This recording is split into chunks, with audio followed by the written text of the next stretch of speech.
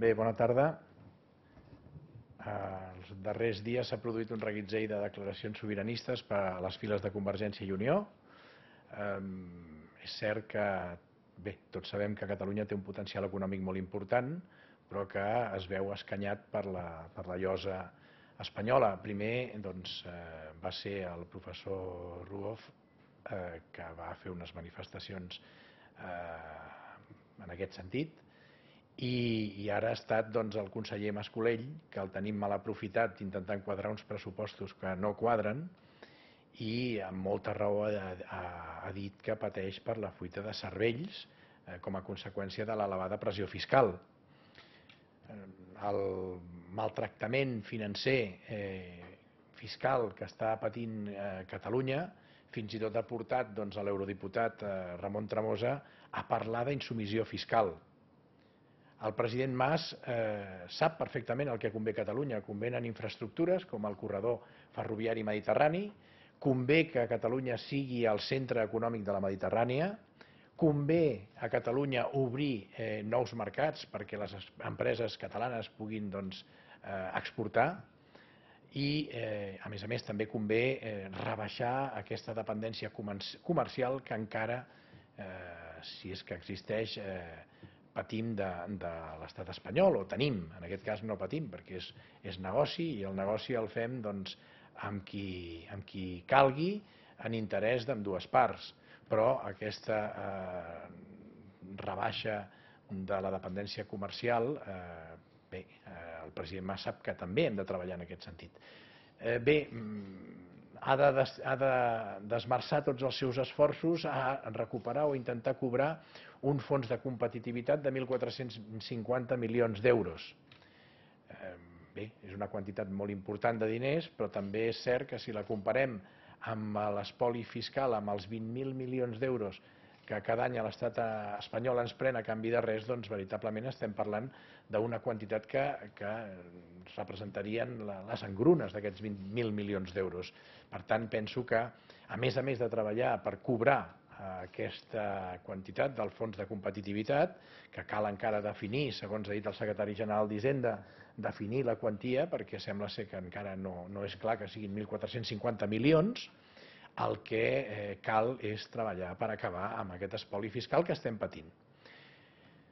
Bé, també seguint en el reguitzell de declaracions sobiranistes, el diputat i alcalde, el meu company a l'hemicicle, el Josep Maria Viladià Badal, ha manifestat que la independència és l'única via de futur per a aquest país, però que cal ser prudents. Jo estic d'acord amb que cal ser prudents, però el que cal sobretot és, a més de ser prudents, cal ser responsable. I no n'hi ha prou amb les paraules. I la societat civil ens està demanant acció. La societat civil, avui per avui, ens està demanant acció i ha demostrat maduresa, ha demostrat que és capaç d'organitzar una consulta per la independència de forma pacífica, de forma democràtica. I la societat civil ara ens torna a donar una oportunitat. Tenim una nova oportunitat i és la iniciativa legislativa popular que s'ha presentat al Parlament de Catalunya perquè es faci un referèndum per l'autodeterminació del poble de Catalunya.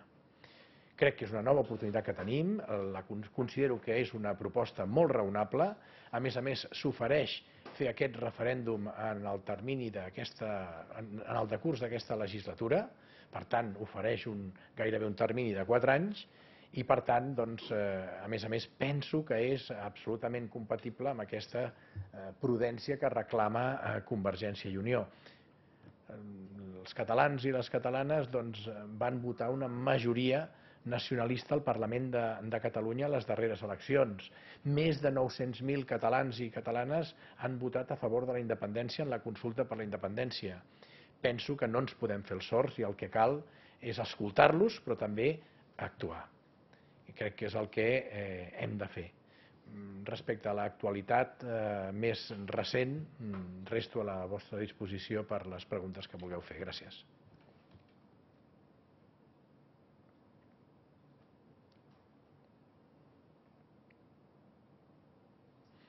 Sí, jo voldria fer-li 2 preguntes. Una primera, l'alcalde de Figueres aquesta setmana va proposar eliminar ajuntaments d'aquells municipis que estiguin al voltant de ciutats mitjanes d'aquesta manera eliminar un nivell d'administració, una solució tipus a la grega.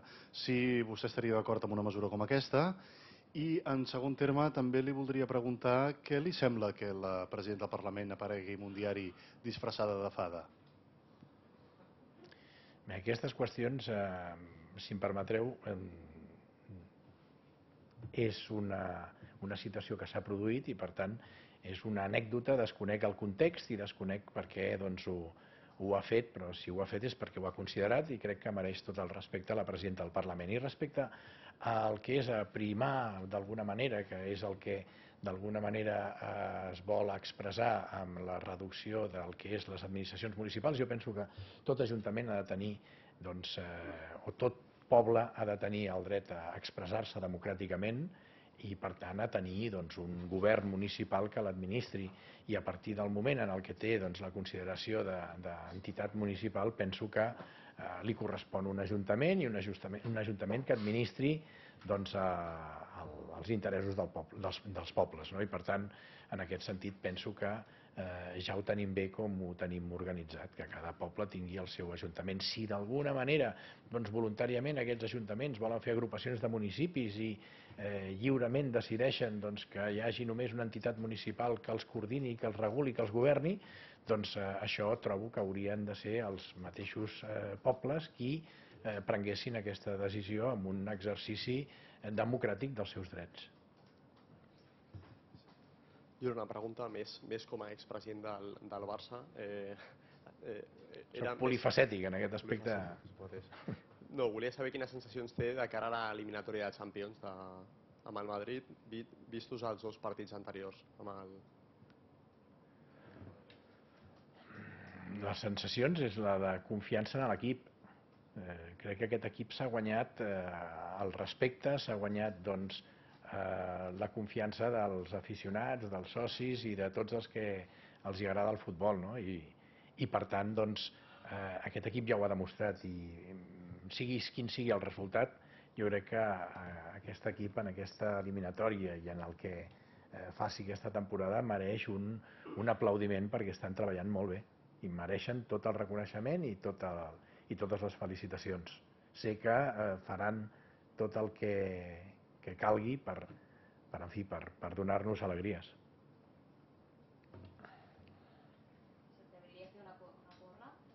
És que no les he fet mai i tampoc les faré menys aquí al Parlament.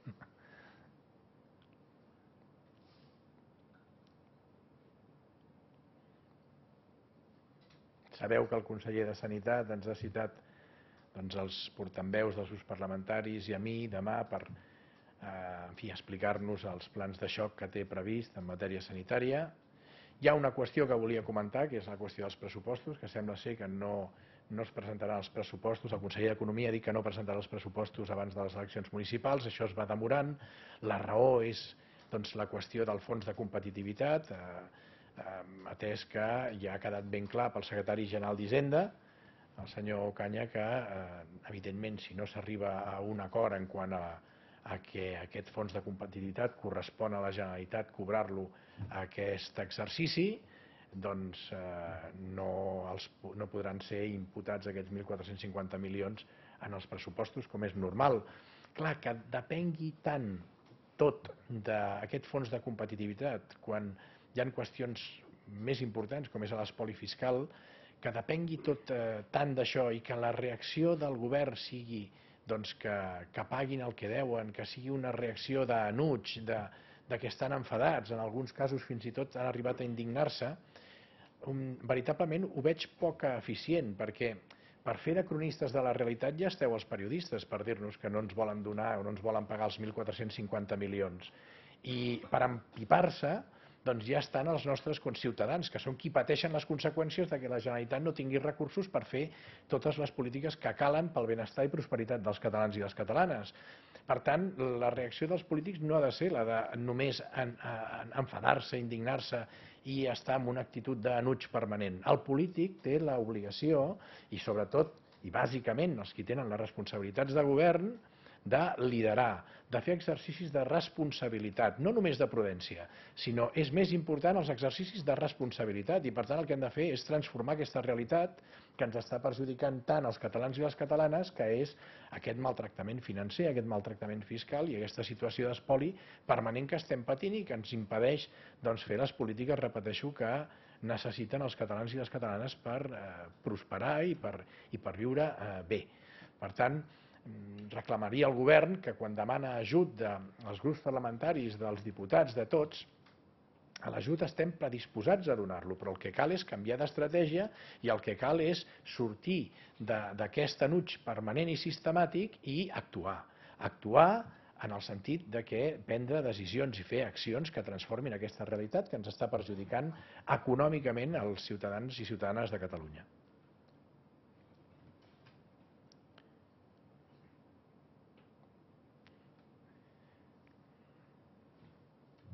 Alguna pregunta?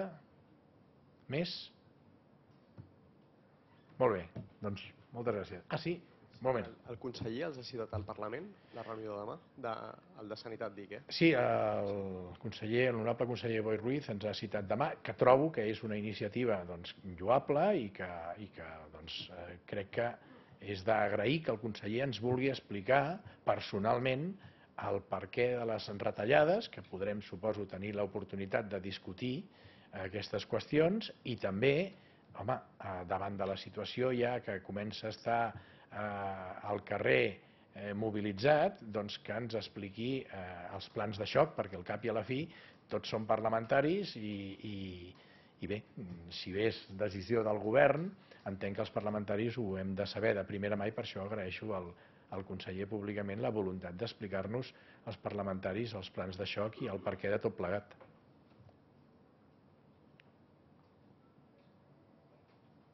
Creu que d'aquesta manera el conseller s'ha fet enrere de les primeres mesures? Bé, en principi el que ha frenat són els plans de xoc. Vol escoltar l'opinió de la resta de grups parlamentaris i de diputats i, insisteixo, jo crec que és una actitud sensata i responsable abans d'actuar. En qualsevol cas, la decisió per això final la tindrà el govern. El govern és qui ha de prendre les decisions, qui ha de dissenyar les estratègies per sortir de la crisi i en aquest cas per fer front a aquesta situació que s'està produint en la sanitat, que, repeteixo, les mobilitzacions ja són al carrer. I aquí ho he comentat algun cop, i en situacions de crisi econòmica, bé, el que sigui intentar reduir el dèficit públic potser no és el més recomanable. Ho vaig comentar en una intervenció darrere al Parlament, que en situacions de crisi es produeixen unes situacions que el que cal és aprofitar en els moments de bonança econòmica el fet que hi ha superàvits per legislar i fixar legalment que els superàvits serveixin per compensar els moments de dèficit. Però clar, quan tot està en una situació de crisi, el voler reduir-ho encara més et produeix uns efectes en sentit, diguem-ne, que et reboten com més situació d'atur i per tant més prestacions que l'Estat ha de pagar en aquestes situacions. Per tant, penso que aquí el que cal és fer polítiques que ajudin a que les empreses produeixin més, a recuperar aquesta empenta emprenedora que ha tingut el país i polítiques de suport a la competitivitat de les empreses perquè així capgirem aquesta situació de crisi econòmica i d'atur que és molt preocupant.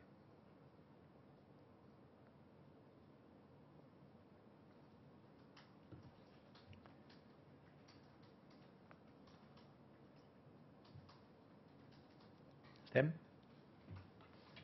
Molt bé. Bona tarda. Gràcies.